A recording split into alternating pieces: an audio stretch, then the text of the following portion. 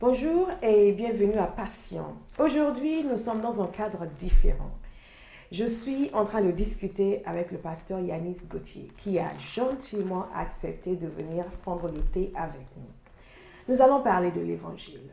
Nous avons parlé de ce que Jésus a fait pour nous, de la raison pour laquelle Dieu a cru nécessaire de devenir un être humain et de venir sur la terre.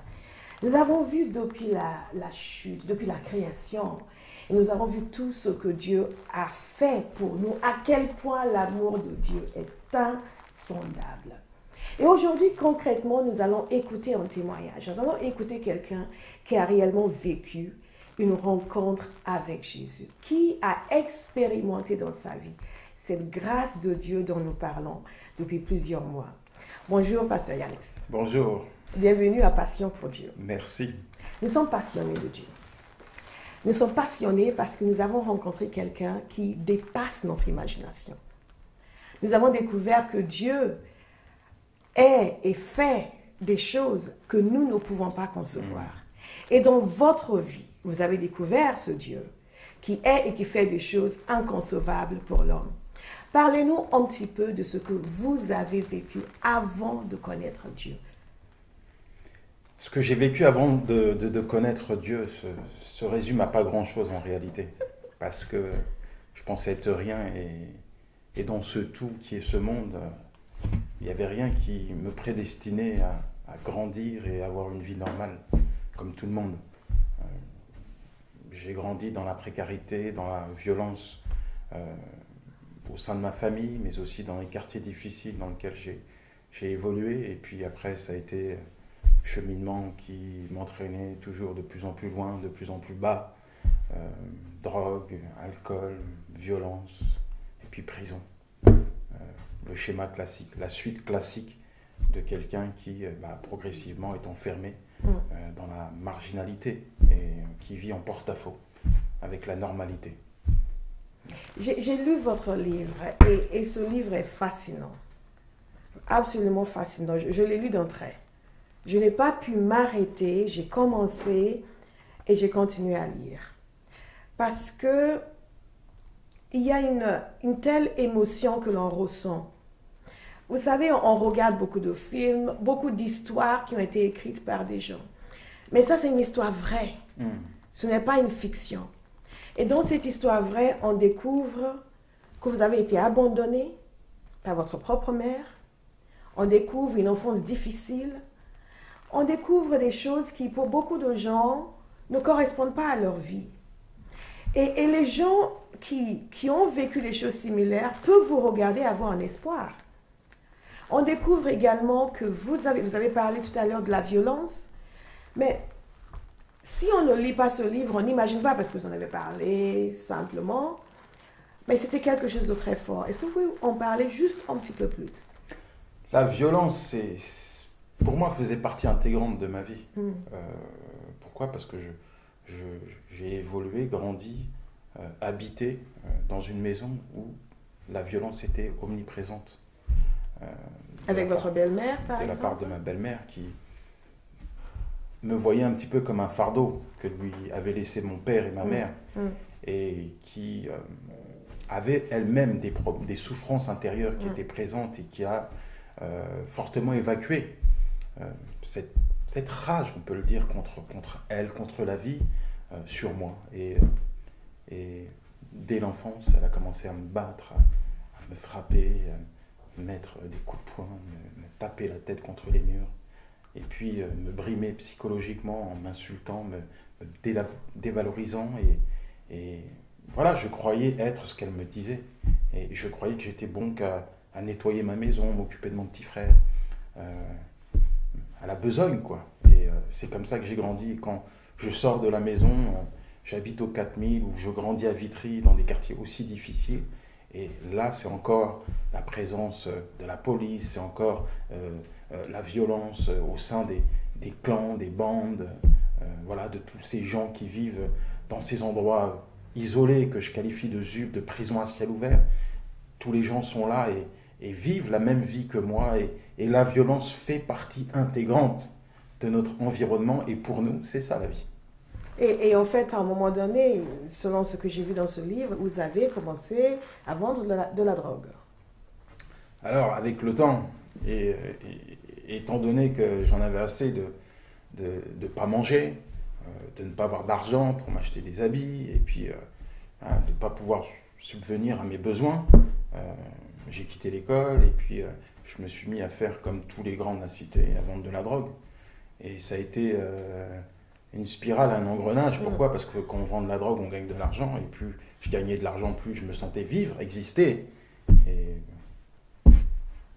Et ensuite, c'était les braquages. Les braquages, c'est la suite classique d'une descente dans la voie de la délinquance. On en veut toujours plus et l'appât du gain devient plus fort que nos limites. Et si on en a, à un moment donné, elles explosent, quoi. Elles n'existent plus. Et il y a quelque chose qui m'a frappée, et je pense que ça doit parler à beaucoup de personnes, et même beaucoup de parents qui nous regardent, c'est qu'on avait l'impression qu'au départ, vous ne pensiez pas du tout à ces choses-là, en dépit de ce que vous aviez vécu. Mais ensuite, il y avait l'exemple de votre frère. On a l'impression que vous avez suivi un petit peu dans ses pas, et vous avez été entraîné dans les mêmes choses. Au départ, faut bien comprendre que mon frère pallie à l'absence de mon père. Et à mes yeux, c'est un exemple, pour ne pas dire un père. Et très jeune, mon frère va ouvrir la maison à tous les dealers du quartier qui vont venir. Pourquoi? Parce qu'on leur offre un cadre pour découper leur cannabis, pour découper leur héros, la mixer, en consommer sous mes yeux, et puis pour compter leur argent. Alors moi, enfant, quand je les vois comme ça, quelque part, ça commence à travailler dans mon cerveau, forcément. Et la vie de mon frère, c'était ça.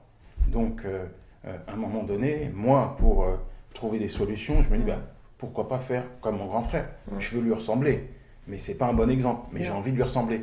Mais à cet âge-là, je ne sais pas choisir ou discerner le bon du mauvais, puisque j'ai pas de cadre.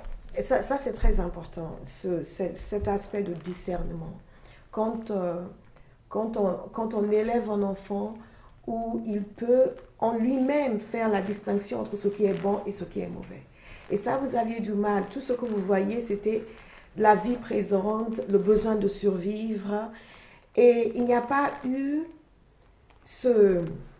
comment est-ce que je dirais ça? Il n'y a pas eu cette conscience, en fait, de la gravité des choses dans lesquelles vous commencez à vous aventurer. Non. J'ai pas conscience de la gravité simplement parce que j'ai pas d'éducation. Voilà. J'ai pas de repères. Dans mes choix, je donne libre cours à ce que j'ai envie de faire. Et personne n'est là pour me dire fais ci, ne fais pas ça. Personne n'est là pour me mettre une raclée quand je la mérite, pour me dire d'aller à l'école au lieu d'aller traîner dehors, pour me dire de rester à la maison pour faire mes devoirs au lieu d'aller avec mes camarades. Personne n'est là pour m'encadrer. Et comme beaucoup de familles dans les quartiers, c'est les grands frères qui élèvent les petits frères. Et malheureusement, il y a souvent des contre-coups.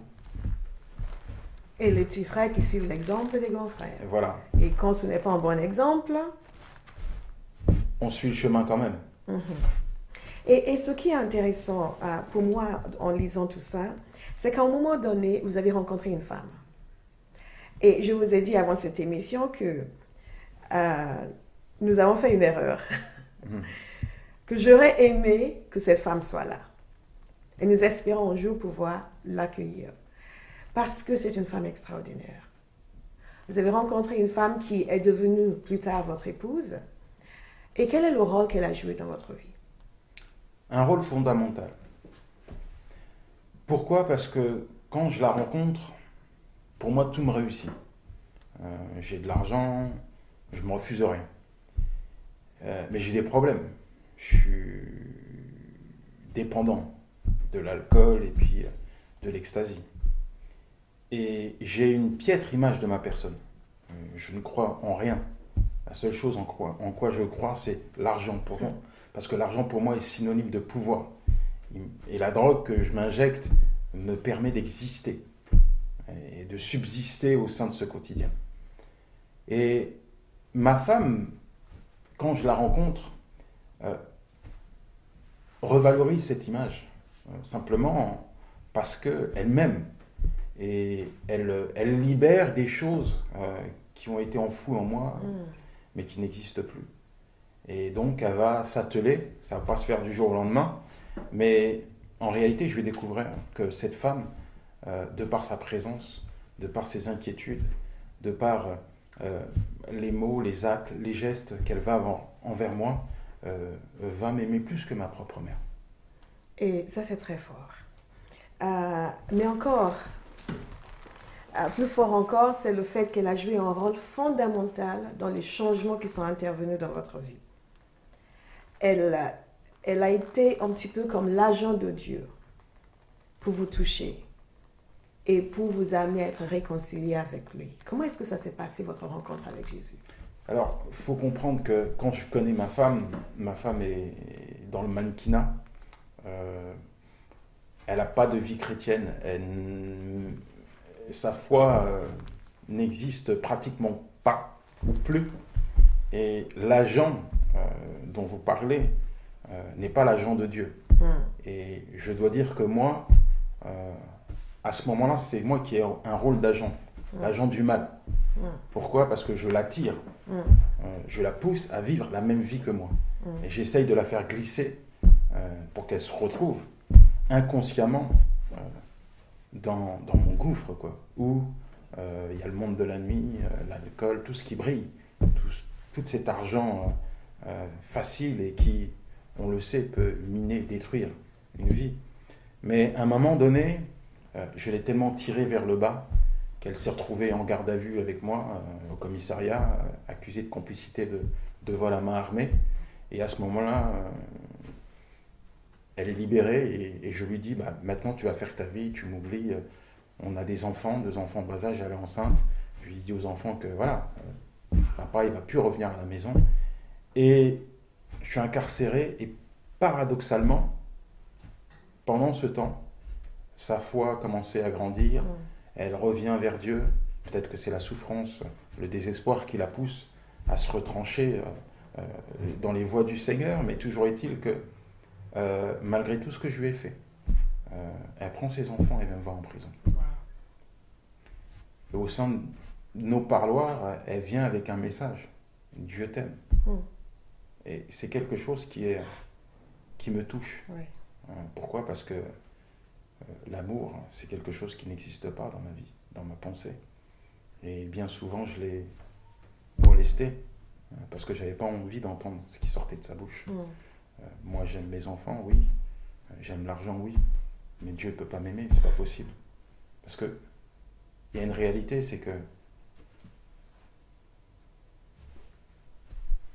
quand ta propre mère te laisse, t'abandonne, te tourne le dos, quand ton père préfère aller vivre avec quelqu'un d'autre et à des milliers de kilomètres, oubliant ce que tu peux vivre au quotidien, ressentir psychologiquement, on a du mal à croire qu'il y a quelqu'un là-haut qui nous aime. Moi, la seule personne qui m'a aimé, le seul être vivant, c'est mon chien. Donc, quand elle me dit que Dieu m'aime, j'y crois pas du tout. Mais pourtant, le message, il est toujours là. Malgré les vents, les tempêtes, les situations difficiles, parce que ma détention ne se passait pas comme je le désirais, elle ne change pas de message, Dieu t'aime. Et à un moment donné, ce message a pénétré votre cœur. Il a pénétré mon cœur, ou je dirais même que, au-delà du message, c'est Dieu qui est venu frapper à la porte de mon cœur pour me dire, mais quel est le jour où tu vas comprendre que je t'aime? Quel est le jour où tu vas comprendre que je t'aime? Et c'est une vérité. Pourquoi? Parce que quand on regarde aujourd'hui notre société, tous ces jeunes qui sont perdus, jeunes ou moins jeunes d'ailleurs, on s'aperçoit aussi que ces gens pensent que Dieu les a pris pour cible, que Dieu les a destinés à vivre l'échec, l'enfer sur la terre. Mais il y a une réalité, c'est que en réalité, c'est pas Dieu, c'est le diable. Depuis la Genèse, on le voit. Exact. Adam et Ève, première créature de Dieu. Exact. Le diable fait tout pour les pousser dans la désobéissance. Et le diable est un menteur. Absolument. Mais beaucoup de gens sont enfermés dans le mensonge. Alors quand la vérité de Dieu pénètre un cœur, elle libère cet homme du mensonge. Absolument. Et voilà, c'est ça qui s'est passé en Et cette vérité a pénétré votre cœur. Elle n'est jamais sortie. Et elle n'est jamais sortie. Cette vérité a pénétré votre cœur et c'était le début d'un grand changement. Un grand changement. D'abord, vous avez vécu un miracle. Jésus est littéralement intervenu pour que vous puissiez sortir de prison et assister à la naissance de votre enfant. Et j'ai lu ce passage dans le livre. Je ressentais votre joie. Je ressentais cela. Vous savez, il y a beaucoup de gens qui pensent que oui, Dieu m'aime, mais Dieu vit sa vie, hein, et je vis la mienne. Hein, et Dieu n'intervient pas dans mon existence, il ne fait rien de ma vie aujourd'hui, je me débrouille comme je peux. C'est le témoignage que même dans les circonstances les plus difficiles où nous pensons qu'il n'y a pas d'espoir, Dieu peut intervenir. Et pour vous, Dieu est intervenu. Il a littéralement fait en sorte que vous puissiez être libérés. Parce que ce que vous dites, c'est que vous avez demandé maintes fois à être libéré une liberté provisoire. Et cela n'avait pas été accordé. Mais après, lorsque vous avez donné votre vie au Seigneur, un jour, ils vous ont accordé la liberté provisoire. Et vous avez pu, c'était le soir même, racontez-nous comment ça s'est passé, la naissance de votre enfant. Le soir même, ça m'a tellement captivé, je suis en train de le raconter pour vous. Vous êtes en train de me témoigner à moi. Non, c'est formidable. Je vous ai dit, j'ai lu ce livre d'entrée. Parce que c'est extraordinaire de voir combien Dieu nous aime. Et que les choses qui sont importantes pour nous sont importantes pour lui. Et pour vous, c'était très important d'être là.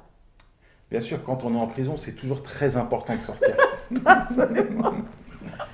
Mais après, il y a une réalité, c'est que, bon, je confie ma vie à Dieu, mais loin de moi l'idée que, étant donné ce qu'on me reproche, quand même des vols à main armée, je risque 20 ans de prison. Je veux dire, des gens pour cambriolage font 1 an, 2 ans. Moi, je suis sous mandat de dépôt d'1 an renouvelable 3 fois, donc je suis susceptible d'être jugé dans 3 ans. Donc, je ne me fais pas d'idée par rapport à ma libération prochaine. Pourtant, c'est vrai que par les conseils de mon avocat, j'envoie toutes les semaines une demande de mise en liberté provisoire, simplement pour pas que la juge m'oublie. Qu'elle sache qu'il y a quelqu'un qui est enfermé et qui a envie de sortir. Mais il y a une réalité qui est spirituelle, c'est que ma femme, l'Église, prie pour moi. Amen. Prie pour que Dieu intervienne dans ce dossier où humainement, il y a très peu de solutions possibles. Et il y a très peu d'espoir. Et on arrive au 7e mois, qui était le 9e mois de la grossesse de mon épouse. Et je me souviens, on était au parloir, on a prié, et puis on s'est quittés. Et je me suis dit, mais j'étais triste. Pourquoi? Parce que je n'avais pas été présent, je n'avais pas été là. Je n'avais pas assisté aux naissances de mes 2 premiers garçons. Et elle devait affronter encore cela seule et répondre à l'infirmière à cette question fatidique. Mais où est le père? Où est le père? Et donc je suis rentré dans ma cellule et en rentrant, les surveillants me disent que je suis demandé par le directeur. Rares sont les prisonniers qui ont ce privilège d'aller à la rencontre du directeur. J'y vais sans vraiment savoir pourquoi. Et puis là, il me dit, voilà, on a reçu un fax de la juge d'instruction, vous êtes libre. J'y crois pas. Et c'est vrai qu'il y a quelque chose qui se passe dans mon cœur, je ne peux pas m'empêcher de pleurer. Et je crois que pour la première fois, j'ai remercié Dieu. J'ai remercié Dieu. Mais j'étais loin d'imaginer que les miracles n'étaient pas finis. Pourquoi? Parce que quand je rentre à la maison à 16h, à 20h, mon épouse me dit, chérie, amène-moi à la clinique, je crois que je vais accoucher.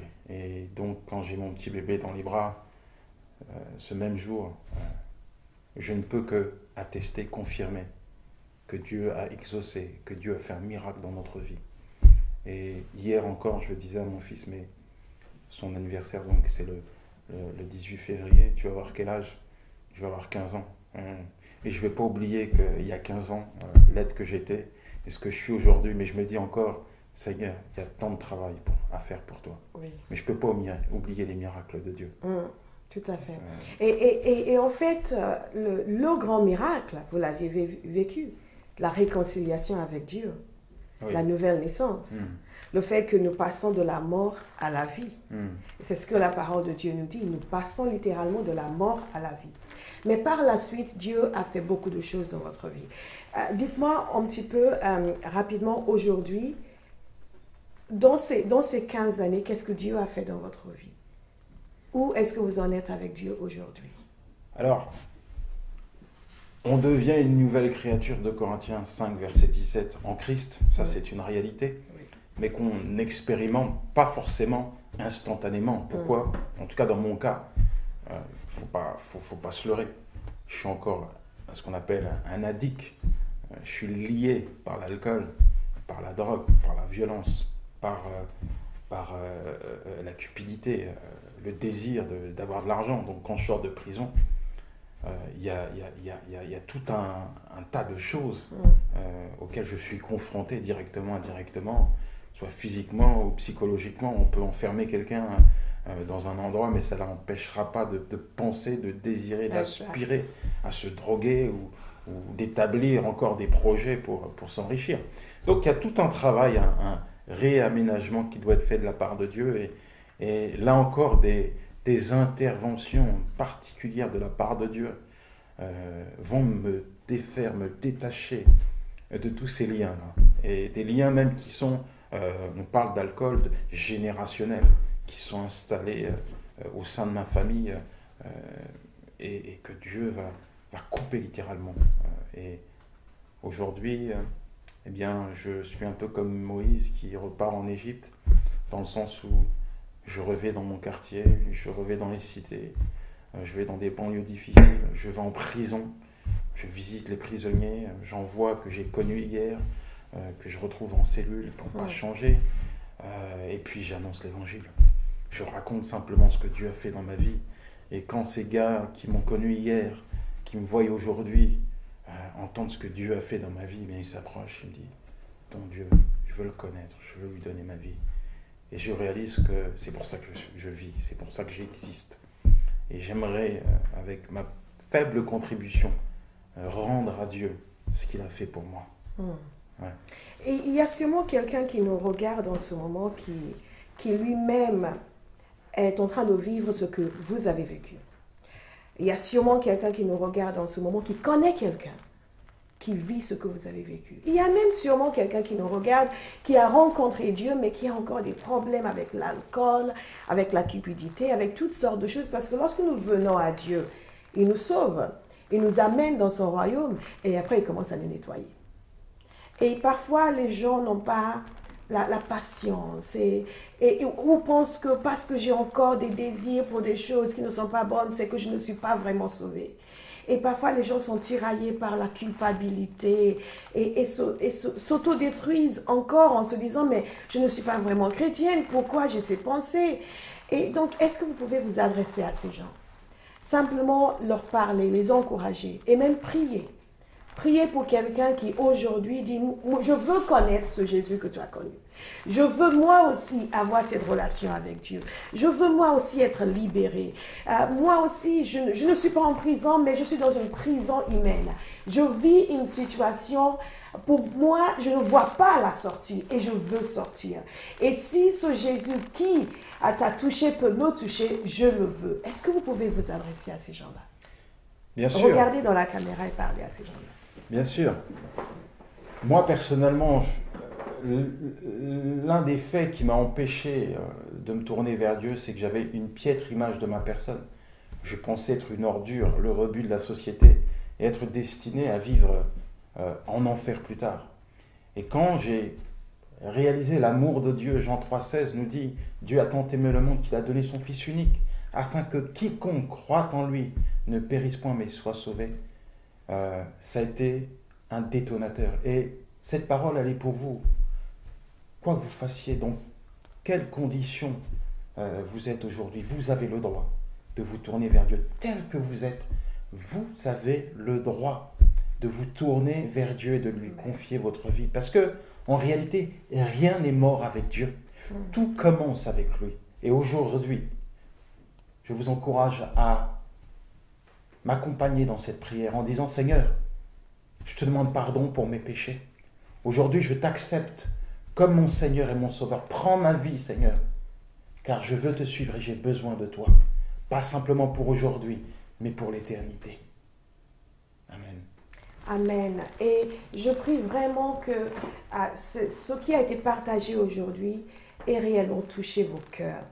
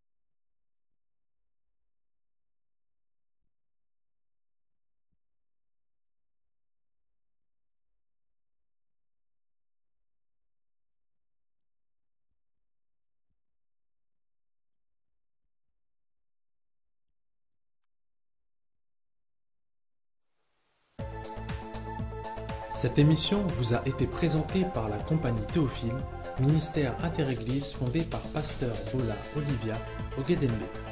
Notre passion est d'annoncer l'Évangile à travers missions, conférences, émissions télévisées, radio et Internet. Sur notre site, vous trouverez d'autres enseignements qui vont vous encourager, vous bénir et stimuler votre foi. Vous voulez devenir partenaire, nous soutenir en particulier dans la production de cette émission? Vous pouvez aller sur notre site www.compagnietheophile.org, nous appeler au 00 33 6 24 93 60 00 ou nous écrire à admin@compagnietheophile.org. La Compagnie Théophile, la passion pour Dieu et l'amour du prochain.